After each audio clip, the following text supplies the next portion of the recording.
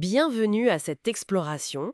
Aujourd'hui, on se penche sur un phénomène dont on entend de plus en plus parler dans le monde du travail, le burn-out. Hmm, Notre source principale, c'est un texte qui s'appelle Le burn-out, quand le travail perd son sens. Notre mission, si on peut dire, c'est de décrypter un peu ce concept. oui, un concept important, mais parfois mal compris. Exactement. C'est pas comme être débordé, le burn-out, ou s'ennuyer à mourir, ça c'est le bore-out. Non, là c'est différent. C'est ça. C'est ce moment où on se dit «Mais pourquoi je fais ça en fait?» On est là, on bosse, mais le sens, il s'est un peu évaporé. Allez, on regarde ça de plus près. Allons-y. Alors, le texte qu'on a lu, il décrit le burn-out comme une perte totale de sens au travail. On fait les tâches, hein, mais à l'intérieur, on a complètement décroché. Les valeurs de la boîte, les objectifs, tout ça, ça peut sembler soudain absurde ou même dérangeant. C'est exactement ça.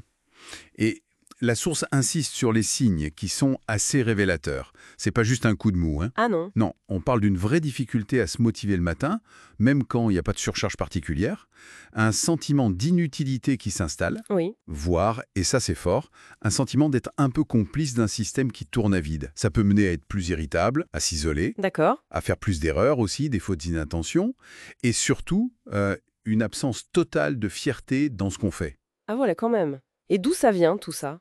Selon notre source, il y a plusieurs pistes. Oui, plusieurs facteurs sont évoqués. Il y a les tâches répétitives sans impact visible, le fameux exemple du rapport que personne ne lirait jamais. C'est un classique, ça. Mais il y a aussi des consignes qui peuvent paraître contradictoires ou des objectifs commerciaux que la personne trouve discutables, quoi. Le texte parle aussi de la hiérarchie, non? Ça joue un rôle. Oui, et c'est un point intéressant.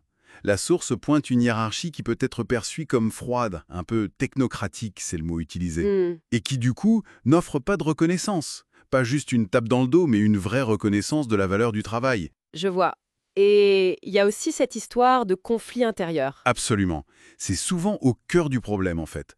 Quand il y a un vrai décalage entre les valeurs personnelles de l'employé, son éthique, et ce qu'on lui demande de faire. Bah là, ça coince. Exactement. La perte de sens devient presque inévitable dans ce cas. Et alors, qui est le plus touché par ça? C'est assez surprenant ce que dit le texte là-dessus. Oui, c'est un peu paradoxal. Ce ne sont pas forcément les moins impliqués au départ. Au contraire même.